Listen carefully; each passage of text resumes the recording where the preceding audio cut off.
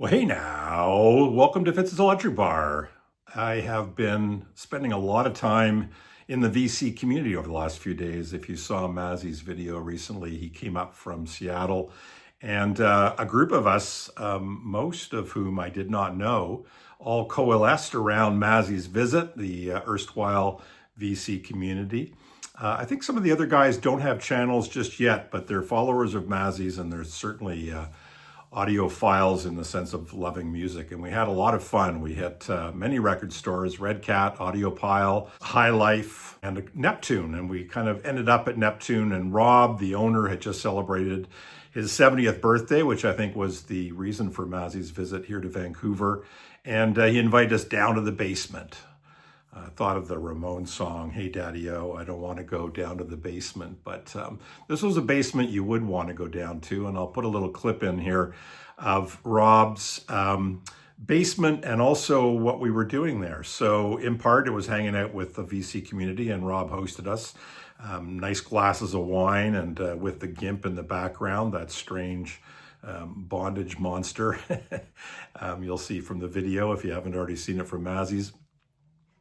But one of the things that's been happening with Rob, and he's been in the news recently, and you may or may not have heard of, is that he discovered a reel-to-reel tape of the Beatles, and it's the Decca recordings, the Decca demos. Now, Mazzy, being a huge Beatles fan and a knowledgeable Beatles fan, knew that the Decca demos have been out there before. They've been released, I guess, as bootlegs ultimately. So these would be the demos that were done for Decca Records, and Decca ultimately passed on the Beatles, and famous.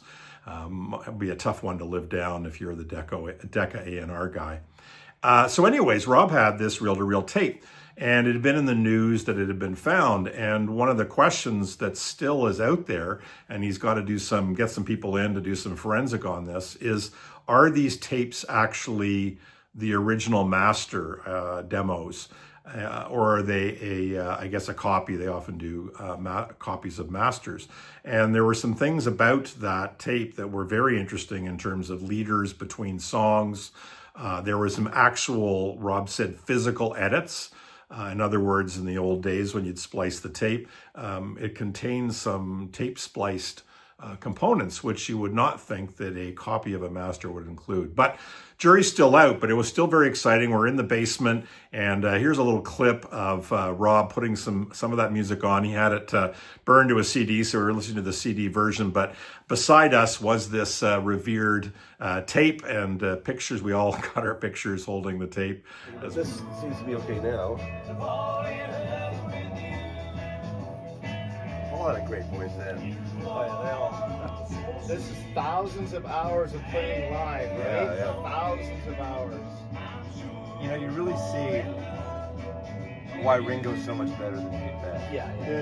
The thing is, though, like, they're really young here. Yeah, Like, they they are, had, yeah. you know, I mean, they had a lot of experience, but still, you know, to compare them to when the Beatles were famous to then. Listen to Paul. Sorry, Yeah. that's Skipper. You have to go an Elvis. There's some country rockabilly. Back naturally.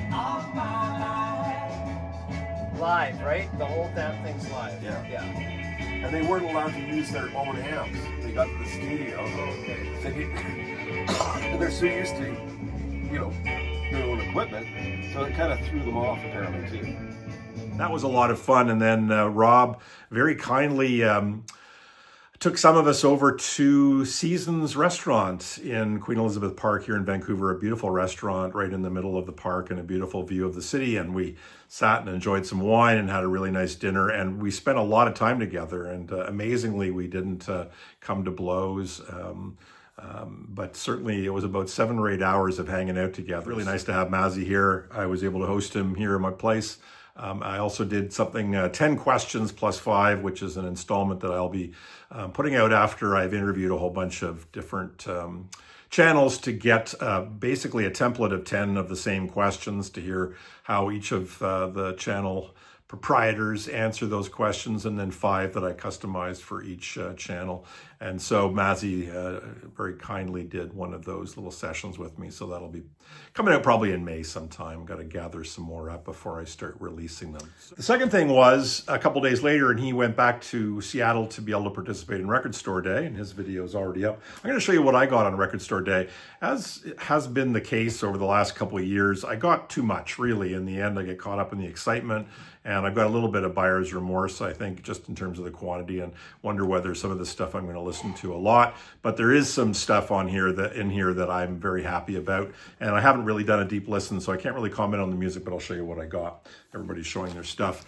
I am a big David Sylvian fan, and this particular compilation called Camphor 2, double record, and some of David Sylvian's stuff I find a little too esoteric for me, and I will admit The Beekeeper's Apprentice was some music I gathered that was part of an installation. And it's pretty cool, but it's a little more, for me, wallpaperish and doesn't engage me as much. But the first and second side, the first record, absolutely excellent. Red Earth, which is a Rain Tree Crow song that I believe has been remixed or redone. There's no, I think mostly this is instrumental. So if the original tracks had any vocals, I think they've been stripped out. And then some other songs that appear on, there's some stuff with Holger Zuke, and there's also a track with Robert Fripp, which is really, really good. So Camphor 2, very happy to get this. This is one of the I really wanted to get. Now there were, before I show you any more, there was one other one that I really wanted to get that I didn't initially get, but I found a store in Toronto that had it, Neurotica Records, and so I was able to order it online the day after, and I've got that waiting for me. I'm heading to Toronto shortly, so I'll be able to pick it up then. This is one I'm not sure was maybe such a good purchase. I had it on CD, or I have it on CD, and this is a creation by members of U2 and Brian Eno. I'm not all in on Brian Eno because he's pretty prolific, but I am a huge Brian Eno fan. But this is a very cool record. It's, I think, kind of a conceptual soundtrack to a movie that never either wasn't intended to be released or never was released. But I'm not going to say more because I know not of what I speak. But there's some good tracks on here, but it is a little up and down. But I just thought, I'd really like to have this on vinyl. So Passengers original soundtracks. This one is very cool. This is the Nick Mason Saucerful of Secrets. I've heard it's a great live show. Have yet to see it. See Nick Mason's band doing Pink Floyd material. But this is one side, which is Echoes live. And then the other side is etched. So there's the etched side. And then this is Echoes. Now, the interesting thing about this one is that it's described as an outside-in, well, what does it say on the actual sticker? Half-speed mastered and cut inside out for ultimate sound quality. Now, I may be a neophyte at this, but I've never heard that before, and I didn't know what they meant, outside in. So I put the record on as you normally would, and it just sits in the first part of the record because that is the end. So I figured it out pretty quickly, not too stupid, and I moved it right to the end where it's usually the run out groove, and it came in and it played basically from back to front. So I don't know whether this really is a better sound quality. It sounded very nice, but this is quite good. Gary Kemp, Guy Pratt, Dom Becken, and Lee Harris playing with drummer Nick Mason and doing the Pink Floyd track Echoes.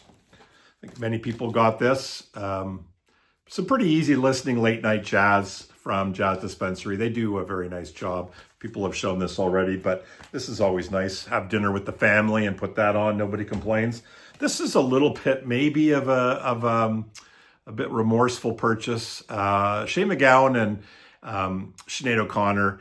I do really love this song. I think there's an earlier version of this song that, if I'm not mistaken, Shane MacGowan did with Elvis Costello's wife at the time, Kate O'Riordan.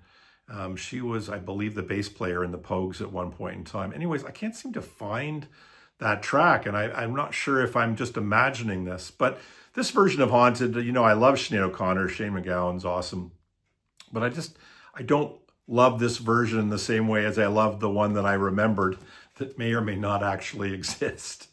But the other thing is a little bit, I don't know, $40 Canadian for what is basically an EP. There's 2 songs on each side.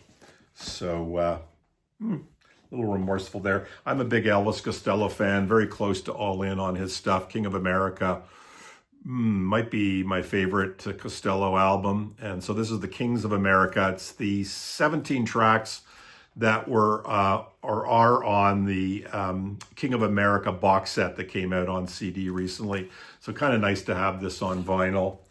And it includes, James Burton is playing guitar, who was from Elvis Presley's band. And if I'm not mistaken, I think the bass player, the producer, why am I drawing a blank? Well, yeah, Jim Keltner on drums, James Burton on guitar, Ben Montench from Tom Petty's band, and T-Bone Walker. T-Bone Walk. So I don't know if that is if that's a real person or if that's a nom de plume of T-Bone Burnett. Anyways, once again, more passion, not much knowledge. So Elvis Costello, Kings of America. So the ones that I've got that I'm picking up at Neurotica Records are Francois Hardy. Again, one that I saw Mazzy talk about. So French chanteuse from the this is a selection of songs from, I guess, the early to mid 60s, which I'm looking forward to. I got the Wire 9x7s. That was the one I was really disappointed not to get here at Neptune. They only had 2 copies and I wasn't close enough in line. And the Romany Gilmore with David Gilmour off of his Luck and Strange record, and Between 2 Points, a live version, and I think a couple remixes of that. And I do love that song. When I went to Record Store Day, I got up real early, not as early as some people, but I think I woke up about 5. I was in line by 6 o'clock, and there was a good lineup, and you'll see a picture here. And I sent that to my wife as she was waking up, and I said, there's a bit of a lineup here, and she thought that it was just a bunch of homeless people as opposed to a Record Store Day lineup. So, carpe diem, MFs.